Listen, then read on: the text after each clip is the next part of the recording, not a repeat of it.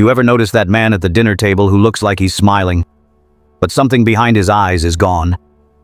He's not sad, not angry, just hollow. He picks up the groceries without being asked. He nods in arguments even when he's right. He's polite, he's reliable, he's disappearing. Not in some dramatic blaze, but in slow, quiet increments. He doesn't even realize he's dying. Why? Because he thinks this is what maturity looks like.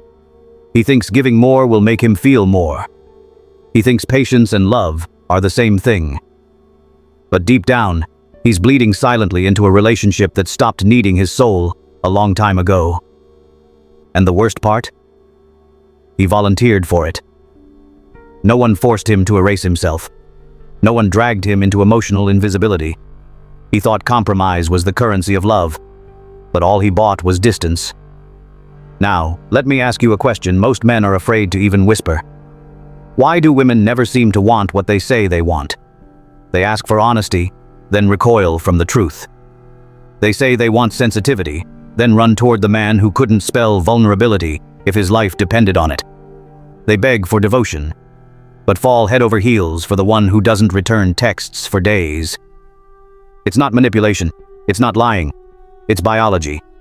See, what a woman says she wants often belongs to her social mind, trained by culture, media, therapy sessions, polite society. But what she responds to, that belongs to her nervous system, primal, ancient, raw. She doesn't choose this. She feels it. She doesn't say, I want a man I can't control. But her body lights up for one who doesn't flinch under pressure. She doesn't mean to lose interest. But the second you become predictable, always explaining, always there, always gentle, the polarity dissolves. She dries up. And you? You think trying harder is the fix. You buy more flowers, you talk more, you open your heart like a broken dam. But she doesn't see effort. She feels energy. And your energy is starving. This isn't about being an alpha male, a high-value man, or whatever buzzword is trending this week. It's about something deeper than posturing. You were not made to be her comfort. You were made to be her gravity. When she falls for a man, she doesn't fall into a soft pillow.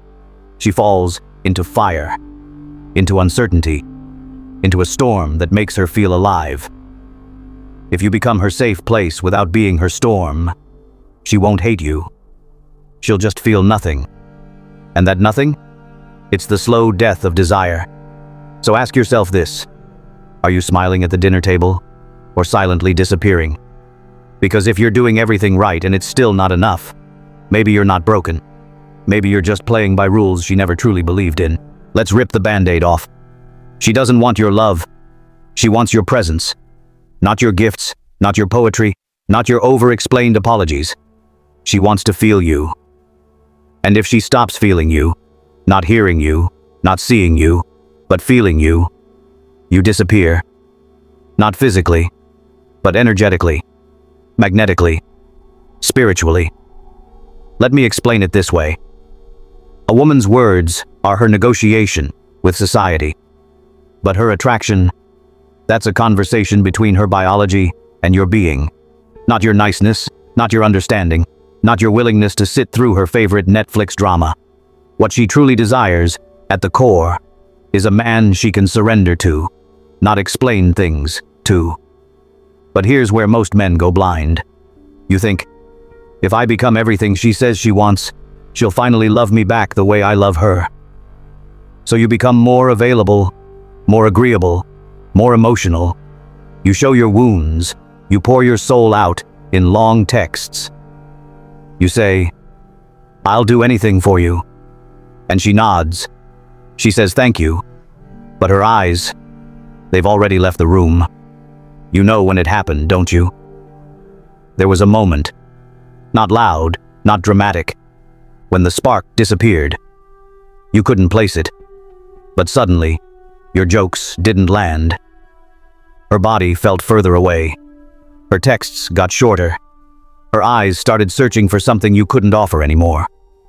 You were still doing all the right things, but you had lost the one thing that mattered. Mystery, polarity, presence. Here's the paradox. She fell in love with you when you were whole. when you had a center, when you didn't flinch at her moods, when your world didn't orbit hers. But then you got afraid. You tried to keep her. You tried to hold her tighter. You stopped being the mountain she once leaned into and became the mirror she tried to escape. You became a man of endless understanding, but no direction. A man of emotional fluency, but no edge. And let me tell you something that might hurt. No woman stays turned on by the man who needs her approval, because her desire isn't logical. It doesn't follow rules. It's wild, chaotic, elemental. She wants to feel that when she leans into you, she's leaning into something bigger than her feelings, something deeper than her confusion, something stronger than her storms. And if you're bending, performing, pacifying just to stay close, she won't say it out loud, but she'll feel it in her gut. You've already left yourself behind. That's when admiration dies. That's when her softness fades. That's when she stops looking at you like you're her sanctuary and starts treating you like her emotional assistant. And here's what no one tells you. You can't earn her passion through kindness alone. Because love, without polarity, is just friendship. And passion? Passion needs friction. So no, she doesn't want your tears on command. She doesn't want endless apologies. She doesn't want you texting her, just thinking of you, every 2 hours. She wants your depth, your stillness, your certainty. She wants to orbit something that doesn't move just because she's having a rough day. So, if you've been wondering why being the good guy never seems to be enough, here's your answer. You were taught to be lovable, but never taught to be magnetic. Let's talk about the moment. That silent moment, when something shifts in her. She's still there. Physically. She's still polite. Still laughing at your jokes, kind of. Still saying I love you before bed. But something sacred has gone cold. And if you're honest, you felt it before you knew it. Her eyes no longer light up when you walk into the room. Her voice isn't as playful. Her touch is different. Less electric, more routine. You didn't cheat. You didn't change. You didn't become cruel. You became safe. And safe, when not backed by strength, becomes sterile. Let that land. Because this is where the good men fall the hardest. You gave her consistency, support, emotional availability. You poured your love into her like water into a glass. And she still walked away. Or worse, she stayed, but became emotionally vacant. And you're left thinking, what more could I have done? But that's the trap. She didn't need more from you. She needed more of you. The you that was mysterious, centered, boundaried. The man who had weight in the world, not because he yelled, but because his presence was undeniable. That's the man she fell for. But the moment you started tiptoeing around her emotions, the moment you made her your sun, your moon, and your calendar, the moment you bent your truth to keep her close, you stopped being a man she could lean into and started becoming a man she had to lead. And she doesn't want to lead. Not truly. She wants to test. She wants to know if your core will hold, even when she pushes against it. And when it doesn't, when you fold, apologize, compromise everything about yourself, she loses something you can't buy back with, I'm sorry. She loses respect. You think she's cold. You think she's ungrateful. But what she's really feeling is a subtle grief for the man she once admired, who now seems to orbit her instead of his own gravity. And here's what makes it cruel. She might not even understand it herself. She'll say, it's not you, it's me. Or, I just don't feel it anymore. She might blame stress, timing, compatibility. But the truth is much simpler and much harder. You became predictable. And in doing so, you lost the tension that once made her body remember you before her mind could explain why. Mystery is not manipulation. Edge is not cruelty. Polarity is not domination. It's biological. Attraction dies where everything becomes certain. So, you became the nice guy, the available guy, the understanding guy. And she lost the ability to feel her femininity in your presence because she couldn't melt into you anymore. Not because you weren't kind, but because kindness without a spine becomes suffocating. She doesn't want a man who needs her to be whole. She wants a man who chooses her, but could walk away at any moment and still remain complete. That's the man who owns her attraction, not with guilt, not with effort, but with unchangeable essence. And if you've been reduced to an echo of yourself, always adapting, always pleasing, it's time to ask, when did I trade my truth for her comfort? Because that's not love. That's self-betrayal disguised as romance. They never put in love songs. You don't win her back with roses. You win her back by rising. Not rising to convince her, not rising to fix her, but rising for you. See, most men, good men, live under the illusion that if they just give more, she'll feel what she used to feel. So they double down on effort. They text more. They book surprise dates. They get emotionally vulnerable, thinking she'll finally see how much he cares. But it only makes her drift faster. Not because she's cruel, but because you're no longer leading the dance. And what is masculine energy, if not the rhythm that creates the frame of connection? That's what she fell in love with. Not your job, not your wardrobe, not your ability to express your pain at the right time.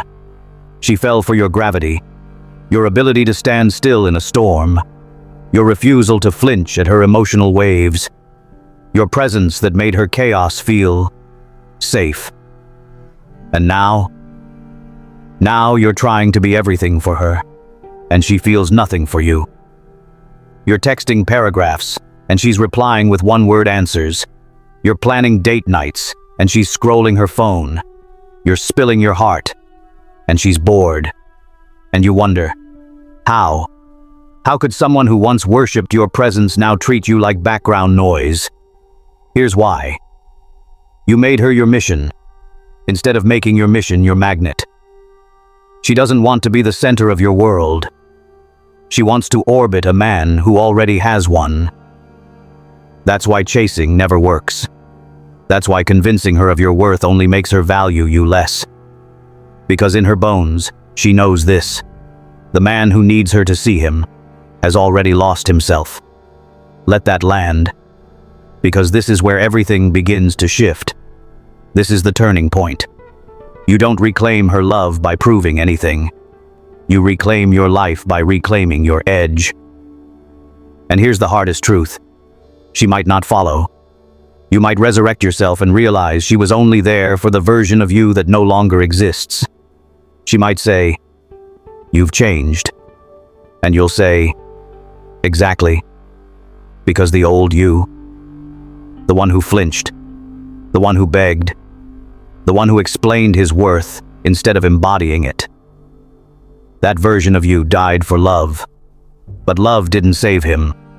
So now you resurrect, not angry, not bitter, not spiteful, but centered.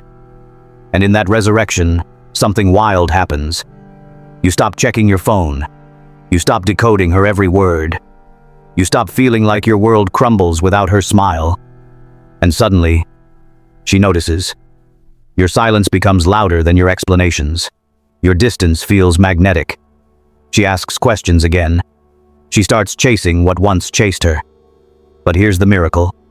Now, you don't need her to stay. You're no longer a man begging for her light. You've become the sun. And if she can't rise to meet you in that light, you'll let her go, not from bitterness but from clarity. Because you finally see it. The love that costs you yourself is not love. It's emotional debt, and you're done paying it. Let's end with the truth. Most men spend their whole lives avoiding. You were never meant to be loved for how much you give.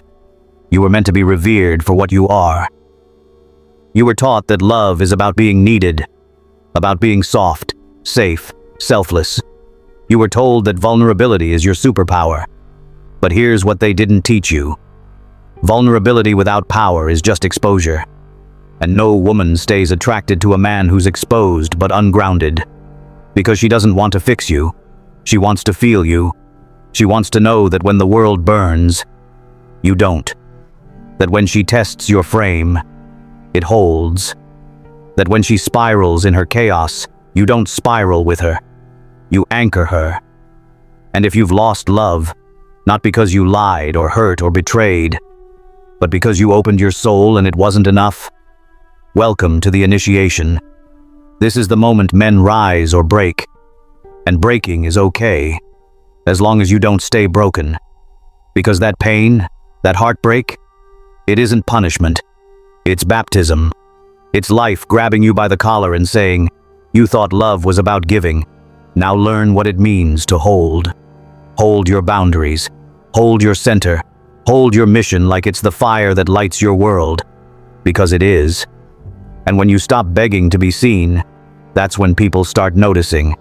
Especially her. But by then, her attention won't be a lifeline. It'll be a choice. You'll sit at the table of your own life, eating alone, not because no one came, but because you're whole enough to wait for the one who deserves a seat. So let this be your awakening. You were never supposed to be a boyfriend. You were supposed to be a man. And manhood is not something she grants you with her love. It's something you forge alone, in the silence of nights where no text comes back, in the ache of being misunderstood, in the fire of watching someone walk away and not chasing. You earn your edge in solitude. And when that edge sharpens, you don't need to explain who you are anymore. You emanate it. That's when attraction becomes inevitable. That's when love becomes organic. Not a performance, not a contract, but a sacred meeting of two people who don't need each other, but choose each other. So remember this.